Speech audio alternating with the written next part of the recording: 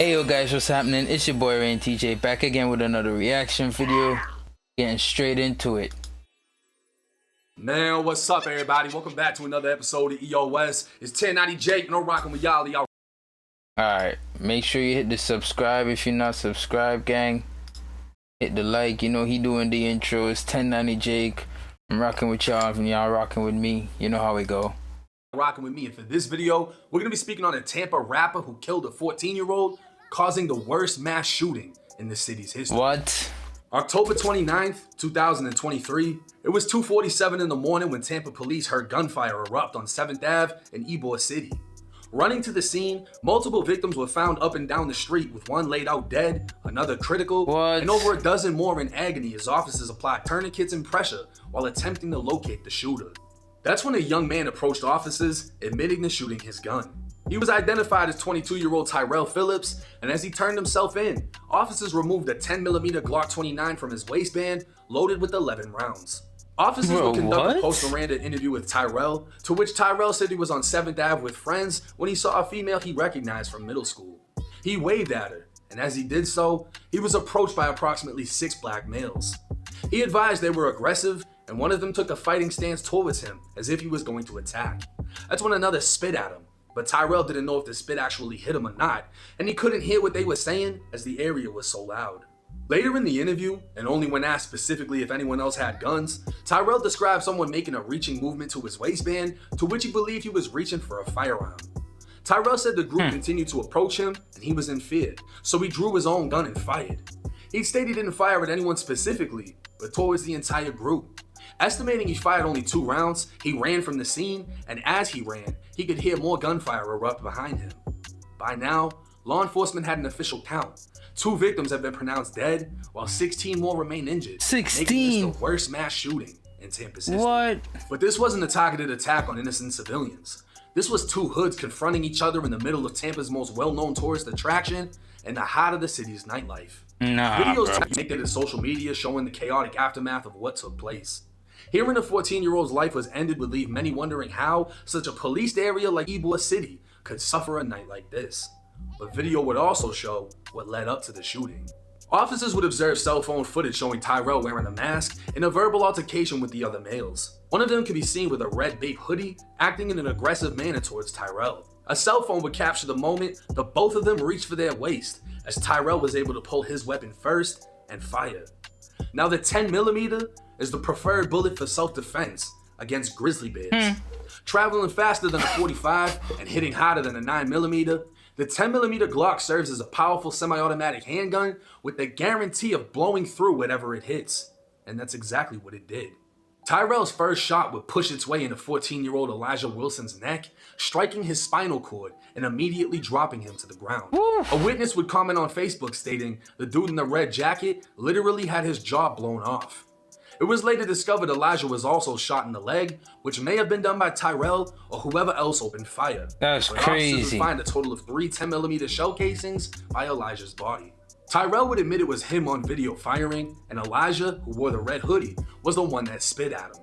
In Elijah's last moments, he could be seen reaching for his waist, and as officers searched his body, it was discovered the 14-year-old was carrying a concealed firearm in a holster. Tyrell met the legal age required to carry a handgun in Florida, which is 21. And because of a new state law, anyone older than 21 may carry without a permit as long as they had no felony convictions.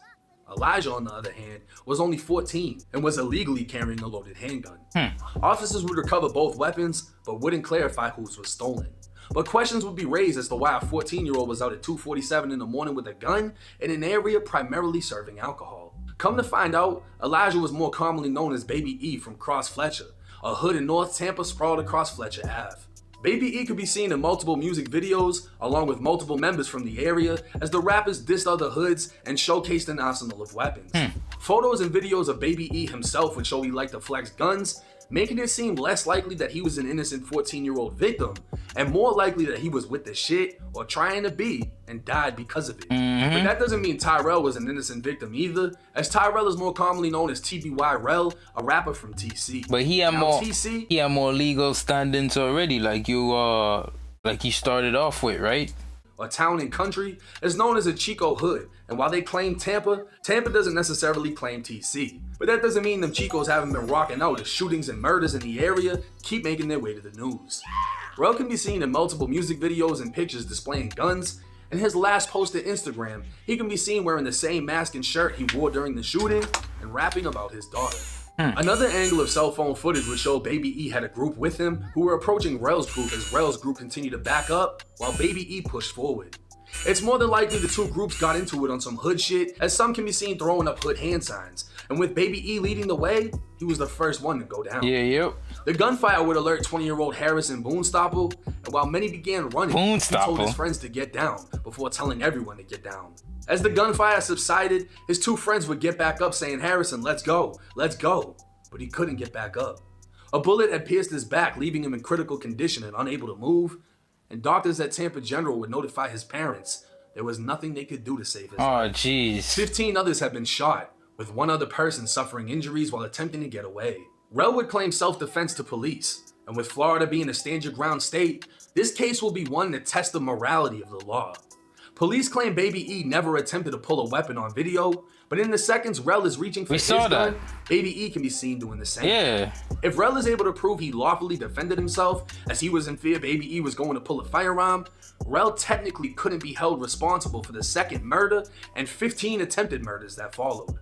But Rel told the police it wasn't Baby E who he thought had a gun in his waistband, it was someone else. When asked again if he saw Baby E reach for his waistband, Rel again clarified that Baby E never did. Wait, these statements are going to play a crucial role in an upcoming trial. Because the prosecutors are going to use these statements to show Rel fired indiscriminately and ask someone that he admitted never reached for a weapon and believed didn't have a weapon. But in all reality, Rel still has a fighting chance because Baby E can clearly be seen reaching and died with a stolen weapon on his waist. The fact that 22-year-old Rel just killed someone to set off a mass shooting is a valid excuse to not be able to exactly recall every detail. True. And if he's able to acquire the right lawyer, there's no telling where this case will go.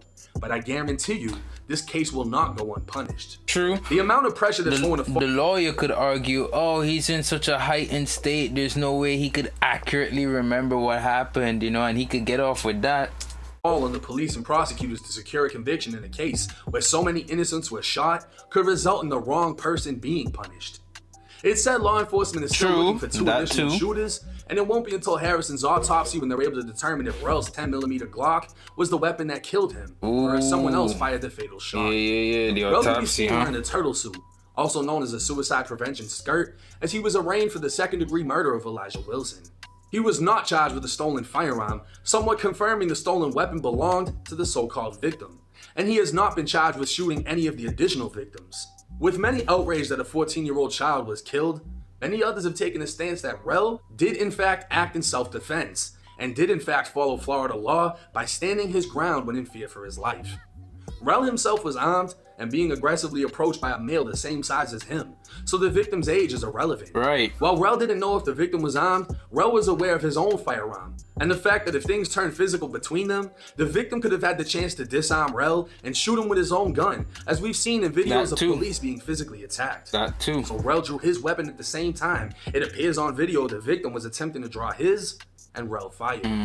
At this time, Tyrell Phillips faces a possible life sentence in Florida State Prison and the possibility of beating the entire case for standing his ground. Now this case is already controversial and it's going to become so much more.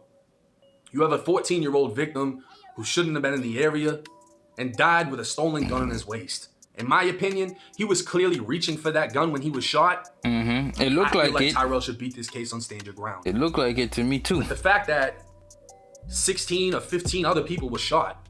Right. That can't go unpunished. Which means that if the state and the police aren't able to grab the two other shooters, they're gonna look horrible, which could result in Tyrell taking a rap for everything. Oh, yeah, that's Tyrell true. had a 10mm Glock. This is a big fucking gun. It had 11 rounds in it when the police got it. 3 shell casings were found. That means he fired 3 shots, and 3 shots don't hit 16 people. True. So everyone knows that there's other shooters out there. They're gonna try to find these other shooters, and they most likely. But you know what though? I feel like because he came forward, he came forward immediately. You feel me? He didn't go home and talk to nobody. He didn't hide. He didn't run nothing. He came forward immediately. He was the only person to come forward. If he get a good enough lawyer, I feel like any lawyer actually should be able to argue that, yo, my client is a good person. My client has no prior records, you know, over 21, legal gun, all that, you feel me? And where was I going with this? Damn, I forgot. That's crazy.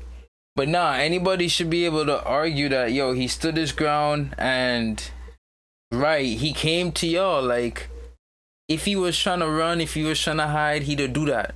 He didn't do that. He went straight to the police and turned himself in. You feel me? And like Jake now said, he only let off 3 shots. He still had 11 on him, which means he just, and that dude got 1 out of the 3. So he probably really bust 2 indiscriminately at the crowd who he hit. You feel me? Now, what is the chances that, or what are the chances that he is the one who hit the innocent bystander who was telling his friends to get down? Slim chances. But if it was him, he gonna have to take that. If it wasn't him, then they can't pin it on him, and they're gonna have to find that killer. I feel like he'll get off. I feel like he'll get, unless it was him who hit the bystander. Likely will. Now, I would like to hear y'all's thoughts and comments in the comment section on how y'all feel that this case should play out.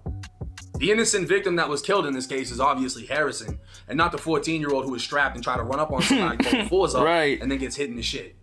I don't feel like that's an innocent victim. Nah. And I mean, the most clear-cut thing in my mind is if that was me that had the gun and I have a group aggressively coming towards me, I'm gonna have to pull it. And if I feel like he's pulling it, I'm gonna have to fire. And when they say, oh, why were you in fear for your life if you only had hands? The same reason that when police are physically attacked, they draw their gun and shoot. Because if you have the opportunity to grab that cop's gun in a physical fight, it's over. The cop is gonna kill you to make sure you don't have that opportunity. If you're gonna take on carrying a firearm, you're not gonna let anybody get close enough to where they're able to, or possibly able to, take you grab off that gun, disarm you, and use it against you. They can say that Tyrell is a drill rapper and he talks about killing, cool, but he ain't a felon. He acted lawfully in this situation. They can say that that kid was only 14 or whatever they want. That kid was in an area he shouldn't have been. And he was on that rah-rah. Parents were at. You saw him. He was on that rah-rah, bro. He throwing up. So, you know what I mean? And you seen all his images, all his social media that you showed us there. He was on that gang shit, bro. Like, he ain't no innocent 14-year-old. And don't get it twisted. A bullet don't got no age, bro.